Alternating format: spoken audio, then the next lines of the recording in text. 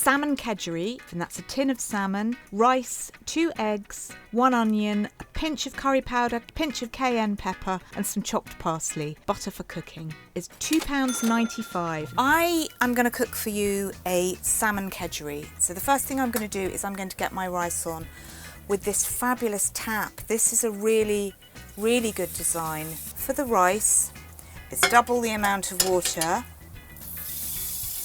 And then as soon as that's boiling, I'll pop the lid on. We're going to boil a couple of eggs, which I know that you'll all know how to do. And it's amazing, this hob, because what's very nice about this design is that because the cooker is slightly set back, there's a nice amount of space around you. While those two things are going on, I'm going to light another hob. So it really is working hard, this hob. I use a combination of butter and oil. I use the butter for the flavour. If you mix it with oil, it doesn't burn quite so much.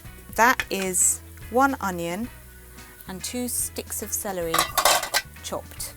I'm going to put, this is curry powder and cayenne pepper. And then once this is all covered in the lovely buttery spice, I can put this to one side and we just have to wait for the rice to cook. These little eggs are ready. So now I'm going to put the salmon in. There really is great ventilation in this caravan. It makes for a very pleasant area to cook in. So our rice is cooked now. As you can see, all the water has disappeared. Fluff it up and it's literally going straight into here. Make sure that the rice absorbs. Tinned salmon, bit of rice, curry powder.